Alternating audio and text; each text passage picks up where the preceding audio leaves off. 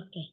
Baik, kita akan sama-sama belajar firman Tuhan hari ini dengan tema Roh Kudus dalam perspektif Alkitab atau Roh Kudus dalam cara pikir Alkitab. Dasar firman Tuhan kita adalah pertama Korintus pasalnya yang ke-14. Pertama Korintus pasal 14 kita akan baca bersama-sama ayat 1 hingga ayatnya yang ke-25.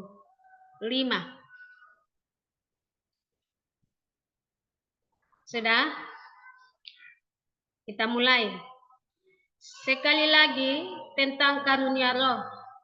Kejarlah kasih itu dan usahakanlah dirimu memperoleh karunia-karunia roh, terutama karunia untuk bernubuat. Siapa berkata-kata dengan bahasa roh, tidak berkata-kata kepada manusia, tetapi kepada Allah, sebab tidak ada seorang pun yang mengerti bahasanya. Oleh roh ia mengucapkan hal-hal yang rahasia. Tetapi siapa yang bernubuat, ia berkata-kata kepada manusia. Ia membangun, menasihati, dan menghibur. Siapa yang berkata-kata dengan bahasa roh, ia membangun dirinya sendiri. Tetapi siapa yang bernubuat, ia membangun jemaat. Aku suka supaya kamu semua berkata-kata dengan bahasa roh, tetapi lebih daripada itu, supaya kamu bernubuat. Sebab orang yang bernubuat lebih berharga daripada orang yang berkata-kata dengan bahasa roh, kecuali kalau orang itu juga menafsirkannya, sehingga jemaat dapat dibangun. Jadi saudara-saudara, jika aku datang kepadamu dan berkata-kata dengan bahasa roh, apa gunanya itu bagimu? Jika aku tidak menyampaikan kepadamu kenyataan Allah atau pengetahuan atau nubuat atau pengajaran. Sama halnya dengan alat-alat yang tidak berjiwa, tetapi yang berbunyi, seperti seruling dan kecapi. Bagaimanakah orang dapat mengetahui lagu? Apakah yang dimainkan seruling atau kecapi? Kalau keduanya tidak mengeluarkan bunyi yang berbeda. Atau jika nafiri tidak mengeluarkan bunyi yang terang, siapakah yang menyiapkan diri untuk berperang? Demikianlah juga kamu yang berkata-kata dengan bahasa roh. Jika kamu tidak mempergunakan kata-kata yang jelas, bagaimanakah orang dapat mengerti apa yang kamu katakan? Kata-katamu sia-sia saja kamu ucapkan di udara. Ada banyak, entah berapa banyak, macam bahasa di dunia. Sekalipun demikian, tidak ada satupun di antaranya yang mempunyai bunyi yang tidak berarti. Tetapi jika aku tidak mengetahui arti bahasa itu, aku menjadi orang asing bagi dia yang mempergunakannya dan dia orang asing bagiku. Demikian pula dengan kamu. Kamu memang berusaha untuk memperoleh karunia-karunia roh.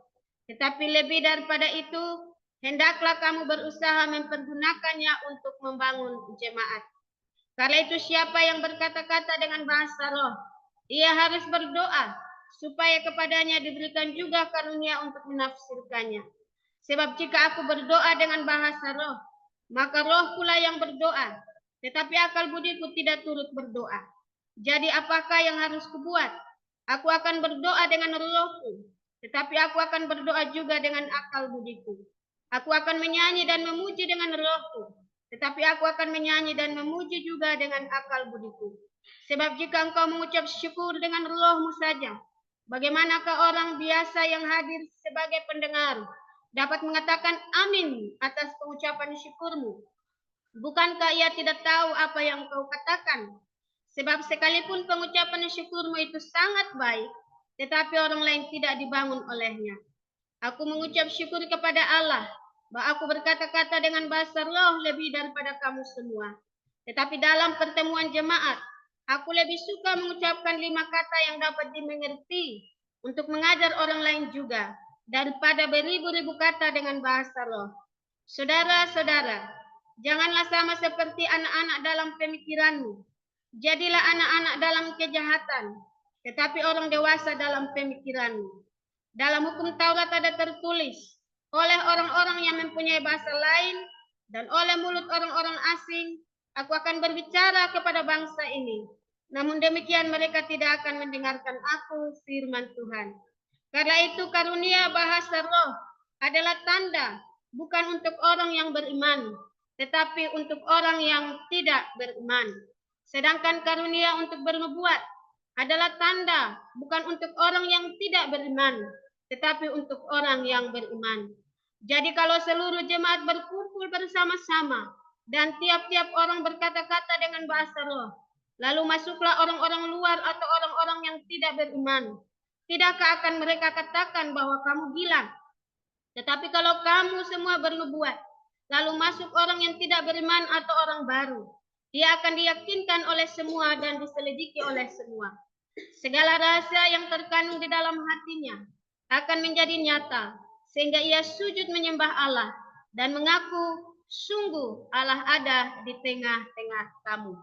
Demikian pembacaan sabda Tuhan. Diberkatilah kita yang menyiapkan hatinya untuk menyambut firman Tuhan, mau memperhatikan firman itu dan melakukan dalam hidup sebagai orang percaya. Haleluya.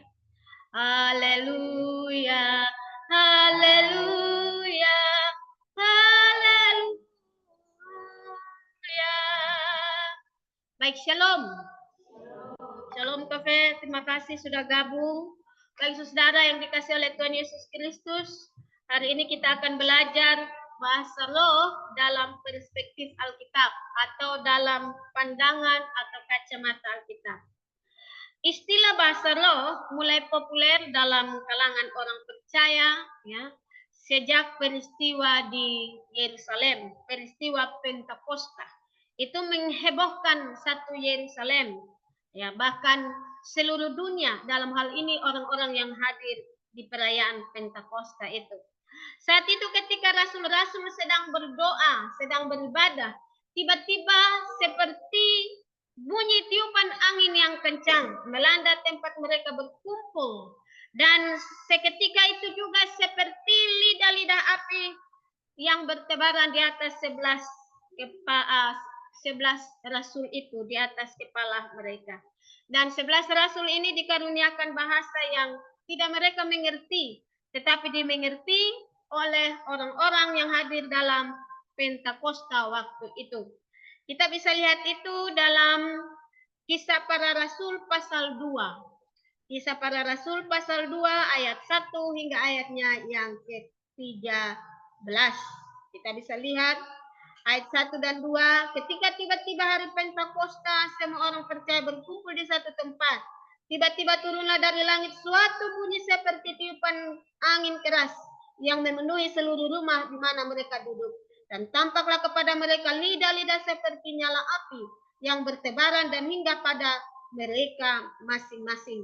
Maka penuhlah mereka dengan Roh Kudus, lalu mereka mulai berkata-kata dalam bahasa-bahasa lain seperti yang diberikan oleh Roh itu kepada mereka untuk mengatakannya. Oke, baik.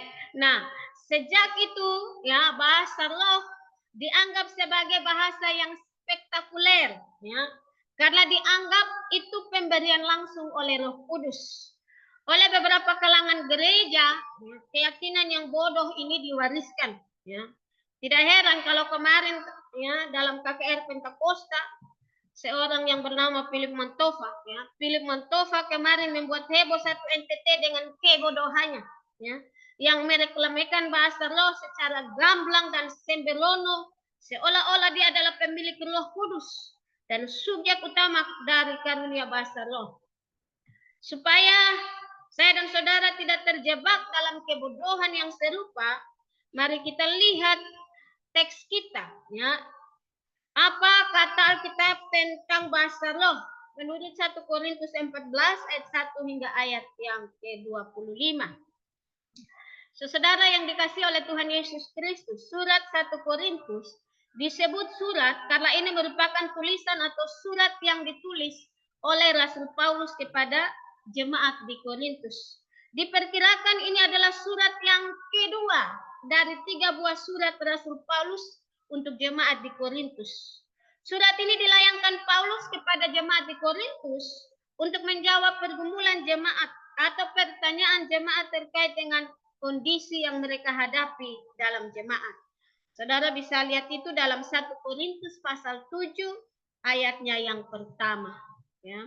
1 Korintus pasal 7 ayat yang pertama, di situ menjelaskan ada pertanyaan tentang berhala dan Rasul Paulus harus menjawabnya.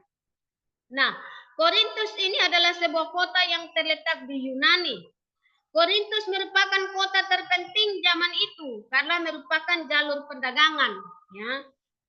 Maka pengaruh budaya luar membentuk pola pikir mereka dan pola hidup mereka. Kejahatan dan pelacuran terbesar itu ada di kota Korintus. Gaya hidup bersaing karena perdagangan, gaya hidup bersaing,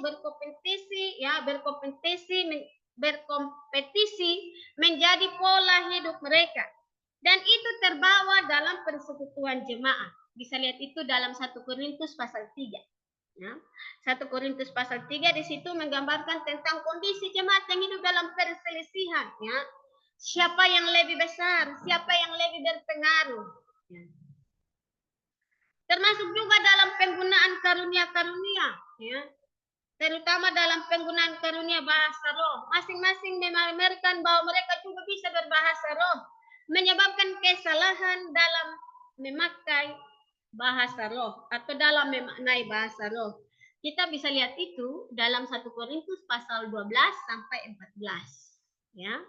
Jadi 1 Korintus pasal 12 sampai 14. Nah, agar kita tidak tersesat pada pola pikir mengenai bahasa roh seperti jemaat di Korintus, maka mari kita melihat teks kita. Ya. Pertama Korintus pasal 12 sampai 14 ini merupakan satu kesatuan, ya. Mengapa? Mengapa sampai saya mengatakan ini adalah satu kesatuan? Karena 3 pasal ini, ya, membahas tentang karunia-karunia roh, ya. Di pasal 12 rupa-rupa karunia roh, tetapi satu roh, ya. Rupa-rupa karunia, tetapi satu roh. Pasal 13 bicara tentang kasih, pasal 14 sekali lagi tentang karunia roh. Nah, rupanya, ya. Kenapa ayat 14 ini menyatakan sekali lagi tentang karunia roh? Rupanya, ya, ada kesalahan dalam memahami dan mempraktikkan karunia-karunia roh sehingga terjadi keributan dan kekacauan dalam persekutuan jemaat. Terjadi cemburu dan iri hati terhadap karunia-karunia tersebut. Ya, masing-masing orang menonjolkan dirinya dan karunianya. Itu sebabnya pasal 13 ayat 13. Ya, Ibu bacakan buat kita ya. Pasal 13 ayat 13. Demikianlah tinggal ketiga hal ini, yaitu iman, pengharapan, dan kasih. Dan yang paling besar di antaranya ialah kasih. Ya. Paulus menuliskan bahwa di antara semua karunia, ya, yang tetap dan yang tidak akan hilang, yang bisa dibawa sampai ke surga hanya kasih. Hanya apa? Kasih, ya. Dibanding dengan semua karunia, mau karunia penglihatan, nubuatan, bahasa roh, itu akan hilang. Yang tetap hanya kasih, ya.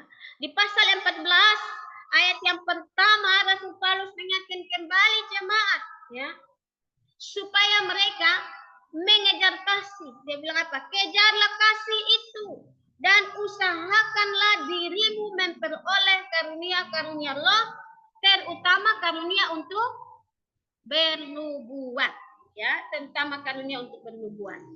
Dengan demikian, ya, secara implisit, secara maksudnya, ya, secara yang terdalam yang tidak tertulis dalam Alkitab ini, ya, Paulus mau mengatakan kepada jemaat di Korintus bahwa yang paling utama dalam kekristenan itu adalah kasih. Ingat baik, yang paling utama dalam kekristenan itu adalah kasih. Kasih kepada Allah dan kasih kepada sesama, ya. Kita bisa lihat Matius 22 ayat 37 sampai 40. Di situ Tuhan Yesus bilang apa? Matius 22 ayat 37 sampai 40. Mari dan bacakan untuk kita, baca yang keras.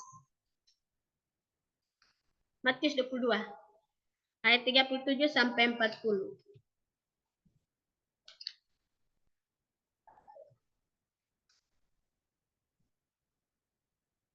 Matius 22. Baca. Ya. 37 sampai 40.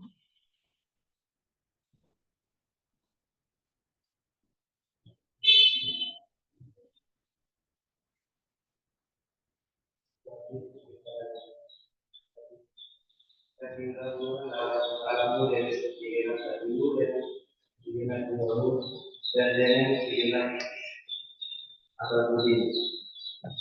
Itulah buku yang secara utama dan yang pertama. Dan buku yang kedua yang sama dengan itu ialah kasilah dalammu manusia secara sendiri. Pada kedua hukum itulah tergantung seluruh hukum Taurat dan kitab para nabi. Ya, terima kasih. Jadi inti dari kekristenan adalah kasih kepada Allah dan kasih kepada sesama, ya. Dan Rasul Paulus mau kasih tahu atau mau menyatakan bahwa karunia yang paling utama itu bukan karunia kesembuhan, karunia bahasa roh, karunia penglihatan dan lain sebagainya, bukan. Karunia yang paling utama yang harus dibutuhkan adalah karunia bernubuat. Itu pasal 1 ya. Karunia yang paling utama adalah karunia apa? Bernubuat, ya. Karunia bernubuat karena itu bermanfaat untuk membangun pertumbuhan jemaat. Nah, saudara-saudara, mengapa harus mengejar kasih? Atau bahasa Lembaga Alkitab Indonesia menggunakan kejarlah kasih. Kata kejarlah, dengar baik, kata kejarlah dalam bahasa Indonesia ya, adalah sebuah kata kerja yang dibentuk dari kata dasar kejar. Ya, lalu mendapat imbuhan partikel lah. Dalam ilmu bahasa Indonesia, kalau mendapat partikel lah itu berarti mengandung kalimat perintah, ya, mengandung kalimat perintah untuk dikerjakan. Ya. Haryono, ya, Kamus Besar Bahasa Indonesia yang tulis namanya Haryono, dia menyebutkan bahwa penggunaan kata kejarlah mengacu pada pengertian berlari dengan segala tenaga untuk mencapai target. Jadi kalau ada bilang kejarlah, itu bukan jalan pelan-pelan. Itu kalau dengan bahasa Kupang lari kencang, ya. Berlari dengan sekuat tenaga untuk mencapai target. Nah, teks asli Alkitab menggunakan kata diokete. Apa? Diokete, ya. Diokete ini adalah sebuah kata kerja dari kata dasar dioko. Apa? Dioko. Jadi diokete dari kata dasar dioko. Ya, dioko. Dioko ini berarti mengejar, tetapi mengejar yang dimaksudkan ini, ya, itu dalam bahasa Inggrisnya bilang begini, to path to fly. To path to fly. Ya, kalau Ibu terjemahkan secara sederhana, ya, maksudnya adalah begini, untuk mengambilnya atau untuk mendapatkannya dengan cara terbang. Ya, untuk bisa dapat itu kasih harus digapai dengan cara apa? Flight, harus cara terbang, ya. Itu berarti, ya, berlari yang di sini ini bukan lari di jalan rata, tapi mendaki. Kenapa? Karena kasihnya itu ada pada posisi atas, ya. Kasih ada pada posisi atas, ya. Kasih berada di posisi yang atas, karena itu dia harus terbang dalam kecepatan maksimum untuk menggapai kasih itu, ya, untuk menggapai kasih itu. Nah, sini Rasul Paulus mau kasih tahu tentang nilai sebuah kasih. Jadi nilai kasih itu bukan rendah, nilai kasih itu tinggi. Nilai kasih itu mulia. Jadi orang yang bisa mengasihi Tuhan, mengasihi sesama itu dia punya nilai diri tinggi, ya. Nilai kasihnya itu tinggi, ya. Dia punya nilai tinggi karena dia mengejar yang tertinggi. Tapi kalau orang yang tidak punya kasih, rendah sekali dia punya nilai diri. Kira-kira Rasul Paulus mau menyampaikan seperti itu, ya. Karena kasih nilainya tinggi, ya. Kasih nilainya tinggi itu menyebabkan Rasul Paulus bilang di antara semua karunia, iman, pengharapan, dan kasih yang akan tetap bertahan. Dan yang akan tetap sampai ke surga itu apa? Kasih. Ingat, kasih itu punya nilai yang tinggi, nilai yang mulia, ya, nilai yang sangat berharga, lebih berharga dari bahasa roh. Amin. Ya, jadi mengasihi Tuhan, mengasihi sesama, ya, itu nilainya lebih tinggi daripada bahasa roh, ya. Jadi inti dari kekristenan itu bukan karunia roh. Inti dari kekristenan itu bukan bisa berbahasa roh. Tapi inti dari kekristenan adalah apa? Mengasihi Tuhan dan mengasihi sesama. Ingat itu ya. Inti dari kekristenan adalah mengasihi Tuhan dan mengasihi sesama. Tidak bisa bahasa roh, tidak apa, tidak berpengaruh. Yang penting punya kasih, ya. Daripada punya bahasa roh, katanya bahasa roh, tetapi tidak punya kasih. Dengar itu baik-baik, ya. Amin. Nah, pernyataan ini tentang kasih yang harus digapai ini, saudara, itu sama dengan maksud dari kata kasih yang Paulus pakai. Kata kasih yang Paulus gunakan atau pakai dalam teks ini adalah agape. Agape ini dari kata dasar agapau. Agape dari kata dasar agapau. Ya, agapau ini artinya kasih, cinta kasih. Ya, kalau dalam terjemahan Alkitab bahasa Inggris itu disebut charity, ya, bukan care, tapi charity. Ya, charity itu artinya kemurahan hati. Jadi kalau care itu peduli bahasa Inggris, ya. Kalau charity artinya kemurahan hati. Nah, kemurahan hati yang dimaksudkan di sini adalah, ya, kemurahan hati yang tidak menuntut balas. Jadi agape itu dia melakukan kasih, dia bermurah hati kepada sesama tanpa menuntut balasan. Ya. Dia memberikan perhatian tanpa menuntut orang lain harus membalas perhatian atau membalas kasihnya. Ya. Itu yang Yesus bilang mengasihi musuh, mendoakan musuh. Itu yang disebut dengan charity. Apa? Charity. Ya. Memberi kemurahan hati tanpa mengharap balasan. Kita mendoakan dia, dia tidak berdoa untuk kita, tidak apa-apa. Yang penting kita mengasihi dia dan mendoakan dia. Itu yang Yesus perintahkan, toh. Kasihilah musuhmu dan berdoalah bagi dia. Amin. Nah, saudara yang dikasihi oleh Tuhan Yesus Kristus, dengan demikian Rasul Paulus mengatakan begini, ya. Kasih ada pada urutan pertama. Dengar baik, kasih ada pada urutan pertama. Urutan kedua apa? Karunia bernubuat. Jadi kasih pertama, urutan kedua adalah karunia bernubuat. Bukan karunia bahasa roh, bukan karunia penyembuhan, bukan karunia penglihatan. Tapi karunia bernubuat. Karunia bernubuat itu, ya, nanti minggu depan kita belajar lagi apa itu karunia bernubuat. Tapi diantaranya mengajar, ya, berkhotbah, itu bagian dari karunia bernubuat. Makanya Paulus bilang usahakanlah. Bila apa? Usahakanlah. Kalau yang tadi kejar, kalau dia di tempat yang tinggi, yang kedua soal karunia bernubuat, usahakanlah, karena kalau dalam hal mengajar orang mesti belajar. Ya, Ibu pernah sampaikan, ya, tidak bisa orang tidak belajar lalu dia mau mengajar, nanti dia ajar salah. Ibu pernah sampaikan di sini toh tentang jemaat di Roma yang tahu sedikit tapi mau mengajar, akhirnya mengajarkan hal yang salah. Ya, seperti itu.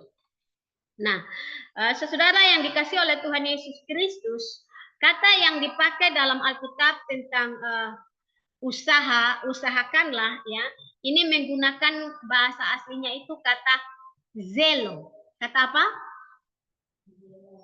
Zelo. Apa? Iya, zelo. Jangan takut untuk ucap supaya bisa teruskan. Apa? Zelo. Ya, kata zelo. Ya, Kata zelo ini ya, dia memiliki banyak makna. Bisa hasrat yang jelas, bisa mengingini, bisa tekun, bisa bergairah. Ada banyak makna, banyak arti. Tetapi Ibu Pendeta, saya lebih suka dengan zelo ini artinya adalah menginginkan yang jelas. Apa? Menginginkan yang jelas ya. Dalam hal ini ya, mau memiliki karunia harus dalam kesadaran penuh. Ingin memiliki karunia untuk apa? Ya. Punya kejelasan. Apakah karunia itu dipakai untuk kepentingan pribadi, untuk makan puji, untuk cari nama, untuk popularitas, atau untuk membangun jemaat dan memuliakan Tuhan. Ya. Rasul Paulus berkata, usahakan dirimu punya karunia, boleh kamu mau punya karunia harus. Tapi ingat karunia itu harus pakai untuk membangun jemaat. Ya. Bukan mengacaukan, bukan meruntuhkan, bukan memecahkan. Ya. Memecah belahkan. Ya. Jadi karunia yang paling utama dari semua karunia itu karunia apa? Bernubuat. Ya, karunia bernubuat. Kasih nomor 1, nomor 2, bernubuat. Karunia bernubuat.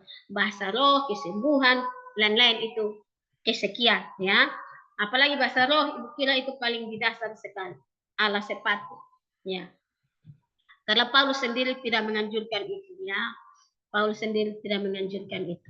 Saudara yang dikasih oleh Tuhan Yesus Kristus. Ya. Karena itu sekali lagi ya kita lihat di ayat 3 sampai ayat 5 teks kita. Ya, bagaimana Rasul Paulus mengingatkan jemaat di Korintus ya supaya lebih memilih karunia bernubuat daripada karunia bahasa roh. Oke. Nah, dari penjelasan ini ya Ibu kira kunci dari pertama Korintus pasal 14 ini ada di ayat 1 dan ayat yang kedua. Kejarlah kasih dan usahakanlah dirimu untuk memiliki karunia bernubuat. Yang lain jangan pikir dulu. Karunia apa? Bernubuat. Di antaranya adalah mengajar. Kalau itu sekolah penting supaya bisa tahu ya dan bisa teruskan apa yang kita tahu. Amin. Jadi pemuda-pemudi harus sekolah. Nah, lalu bagaimana dengan bahasa roh? Ya. Apa yang Alkitab katakan tentang bahasa roh? Nah, seringkali saudara perhatikan sini, seringkali banyak orang keliru termasuk Philip Mantova ini mengartikan ayat 2 teks kita. Coba kita baca ayat 2. Ayat 2. 1, 2, 3. Siapa yang berkata-kata dengan bahasa roh tidak berkata-kata kepada manusia, tetapi kepada Allah.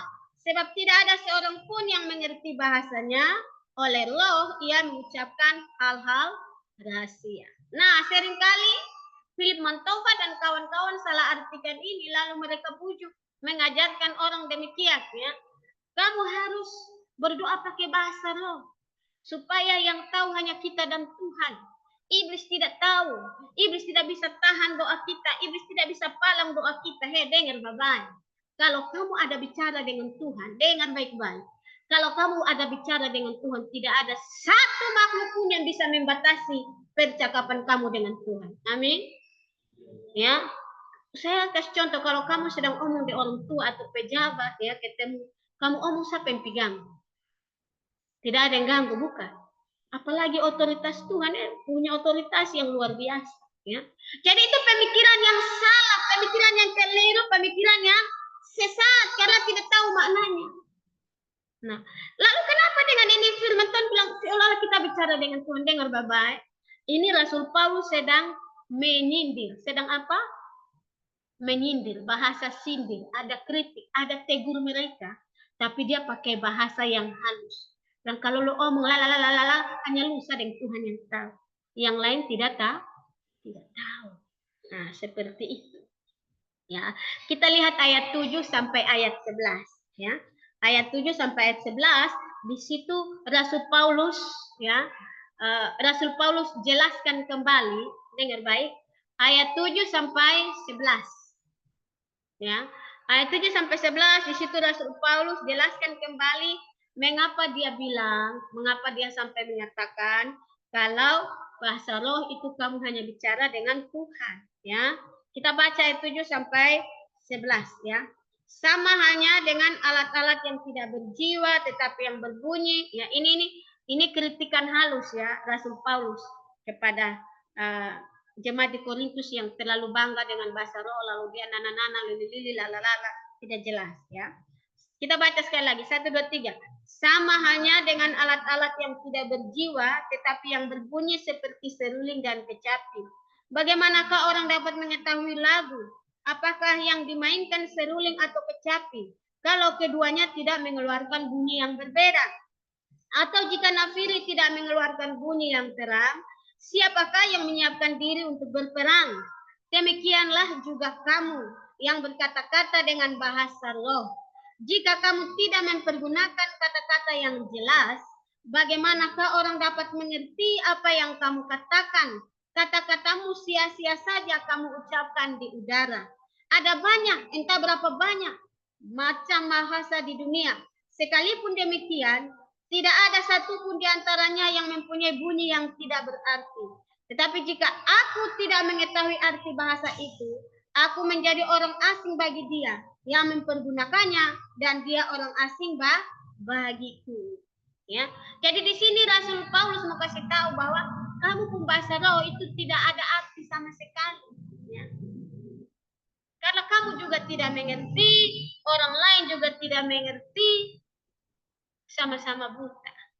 Jadi tidak ada. Itu sebabnya di ayat 2 dia menyindir, ya. Dia sedang menyindir jemaat, ya, bahwa kalau kamu bahasa roh, kamu bicara saja dengan Tuhan dan bukan dengan sesama dan tidak ada guna, tidak ada kamu punya suatu faedah sedikit pun untuk membangun jemaat. Nah, saudara, ya, di sini dia bilang kalau semua bunyi yang sama, supaya dengar orang bahasa roh, semua bilang siki, sandal, bandol, semua satu habis, betul ke sandal? Ya, tidak ada dia punya kata yang jelas, ya, tidak ada dia punya kata yang jelas, dan ini tidak benar, ya, ini adalah kebohongan dan kebodohan. Apa? Kebohongan dan kebodohan, ya. Itu kebohongan dan kebodohan. Nah, untuk memperjelas apa itu bahasa roh, ya, apakah dia hanya bunyi nana-nana nini lulu lala, ya, hanya sekedar banting-banting lidah, ya, dia bilang ya lidah bergerak silakan, jangan tahan, tak itu, ya. Ibu suka si kata begitu, ya. Tidak beraturan dan tidak bermakna seperti yang diyakini Philip Mantova dan kawan-kawan. Ya, mari kita uji menurut Alkitab. Teks kita dengan baik-baik anak-anak, ya. Noni, teks kita bahasa aslinya adalah, ya, tentang bahasa roh, itu ditulis dalam bahasa asli Alkitab. Nama dikasih tulisan itu pakai kata laleoglossa. Apa? Laleoglossa, ya. Laleoglossa. Kata laleoglossa ini sama, ya. Kalau di ayat yang kedua, kejarlah ayat yang keempat pertama Korintus ini, ya. Ayat yang kedua maksudnya, siapa yang berkata-kata dengan bahasa roh ini laleoglossa. Kata laleoglossa ini sama dengan penggunaan di Kisah Para Rasul pasal 2 ayat 4. Ketika murid-murid bisa ditiup dengan dapat lidah-lidah seperti nyala api di kepala mereka, mereka dikasih bahasa itu disebut laleoglossa. Disebut apa? Laleoglossa. Ya, sama, ya, laleoglossa. Nah, laleo ini artinya berbicara. Apa? Berbicara. Sedangkan glossa ini, ya, glossa ini artinya sebuah bahasa. Ya, etuk, ya. Ada yang mengartikannya dengan lidah. Nah, memang etuk ini, dengar baik. Etuk ini dia punya beberapa arti, bisa lidah, bisa bahasa. Dengar baik. Bisa lidah, bisa bahasa. Ini etuk. Jadi, Ibu Pendeta, saya sendiri lebih sepakat mengatakan bahwa etuk yang dimaksud adalah bahasa. Ya. Kalau terjemahan bahasa Inggris, bahasa roh itu diartikan laleoglossa itu diartikan speak and no touch. Ya, sehingga ada yang bilang, oh bicara bahasa lidah yang tidak diketahui, itu keliru. Ya, speak and no touch. Ya, itu lebih pas jika kita artikan berbicara sebuah bahasa yang tidak diketahui. Apa? Berbicara sebuah bahasa yang tidak diketahui atau tidak dimengerti. Amin. Ya. Kenapa bukan bahasa lidah? Karena waktu itu rasul-rasul bukan banting-banting lidah. Kita lihat dulu kisah para rasul 2. Ya. Rasul-rasul tidak sedang banting-banting lidah, sandal-sandal, bandol-bandol, ya, lilin-lilin, apa segala macam, tidak. Tapi dia menggunakan bahasa. Kisah para rasul pasal 2, ya, ayat 8, sudah kita baca 1, 2, 3. Bagaimana mungkin kita masing-masing mendengar mereka berkata-kata dalam bahasa kita sendiri, yaitu bahasa yang kita pakai di negeri asal kita. Kita orang Partia, Media, Elam, penduduk Mesopotamia, Yudea dan Kapadokia, Pontus dan Asia, Frigia dan Pamfilia, Mesir dan daerah-daerah Libya yang berdekatan dengan Kirene, pendatang-pendatang dari Roma, baik orang Yahudi maupun penganut agama Yahudi, orang Kreta dan orang Arab. Kita mendengar mereka berkata-kata dalam bahasa kita sendiri tentang perbuatan-perbuatan besar yang dilakukan Allah. Jadi dengar baik-baik, ya. Yang terjadi, ya, Rasul Paulus mau kasih tahu kepada kita. Ya. Rasul Paulus mau memberitahukan kepada kita bahwa bahasa roh itu bukan banting lidah. Laleo glosa itu artinya berbicara sesuatu yang kita tidak mengerti. Kenapa kita tidak mengerti? Kita tidak tahu bahasa itu, tetapi orang lain mengerti. Amin. Jadi laleo glosa ini bukan banting lidah, ya, bukan bahasa lidah. Dengar baik. Laleo glosa bukan bahasa lidah, tapi apa? Laleo glosa adalah berbicara sebuah bahasa yang tidak kita mengerti. Itu sebabnya Rasul Paulus bilang, kalau tidak mengerti harus ada penerjemahnya, harus ada tafsirannya. Jangan nana-nana, nini-nini, lulu-lulu, lele-lele, dan seterusnya, ya. Karena bilang banting lidah, tidak demikian, ya. Amin. Ya, makanya Ibu Pendeta kemarin waktu status di Facebook, ya, di postingan Ibu ada yang ikut, Ibu bilang begini, Ibu Pendeta, saya setuju dengan pernyataan Pendeta Stephen Tong bahwa dari 50 kata laleo glosa yang ada di Perjanjian Baru itu artinya bahasa. Betul. Artinya sebuah bahasa. Ya.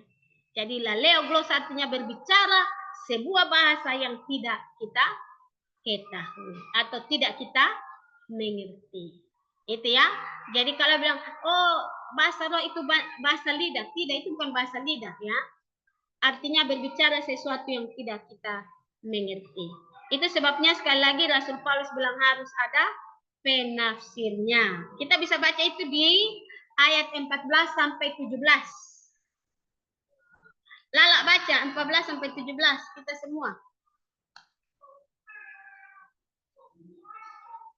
Sudah? Sebab jika aku berdoa dengan bahasa roh, maka roh pula yang berdoa, tetapi akal budiku tidak turut berdoa. Jadi apakah yang harus kubuat? Aku berdoa dengan rohku, tapi aku berdoa juga dengan akal budiku. Aku menyanyi dan memuji dengan rohku, tetapi aku menyanyi dan memuji dengan akal budiku. Sebab jika engkau mengucap syukur dengan rohmu saja, bagaimana orang biasa yang hadir sebagai pendengar dan mengatakan amin atas pengucapan syukurmu? Bukankah ia tidak tahu apa yang kau katakan?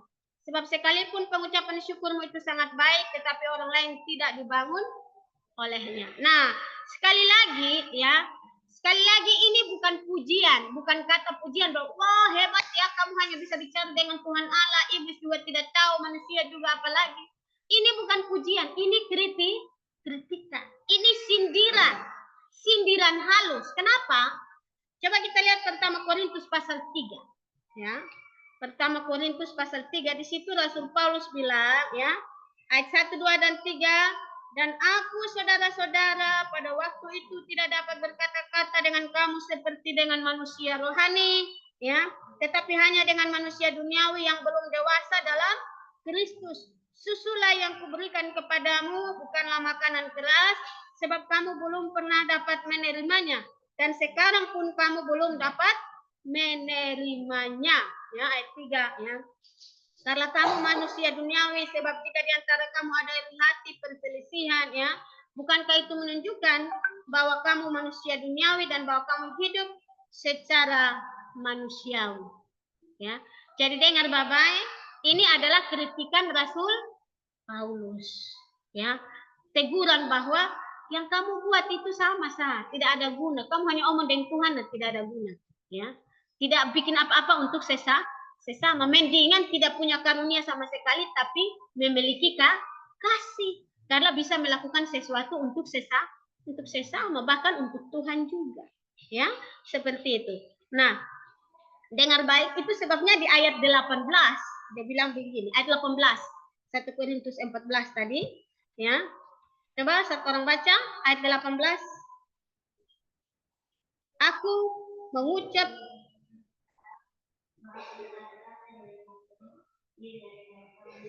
ya. Tetapi dalam pertemuan jemaat aku lebih suka mengucapkan 5 kata yang dapat dimengerti untuk mengajar orang lain juga daripada beribu-ribu kata dengan bahasa roh. Saudara, janganlah sama seperti anak-anak dalam pemikiranmu. Jadilah anak-anak dalam kejahatan, tetapi orang dewasa dalam pemikiranmu. Rupanya jemaat di Korintus terlalu kejar bahasa roh, ya. Mereka hanya bilang, oh, artinya banting lidah kiri kanan, dan seterusnya, ya. Bandol-bandol, sandal putus, sandal jepit, sandal apa lagi, ya. Semua, ya, itu banting lidah, itu bukan bahasa.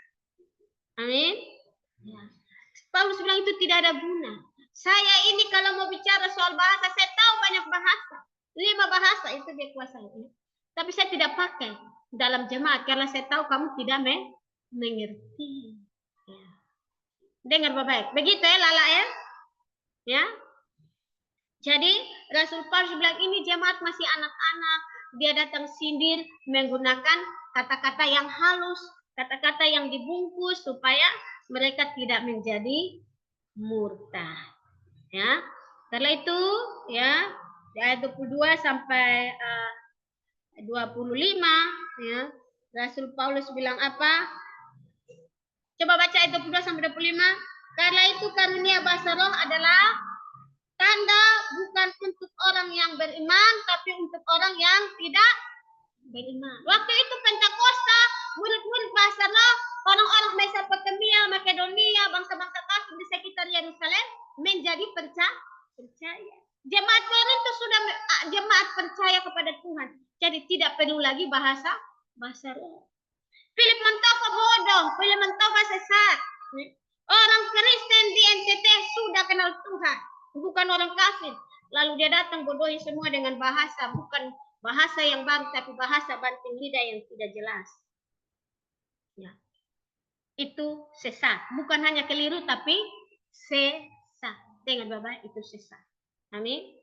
Bahasa roh bukan bahasa lidah. Kalau bahasa lidah bilang belajar kamu. Itu artinya berbicara sesuatu yang kita tidak mengerti, tapi orang lain mengerti. Amin. Ya. Dengan Bapak itu.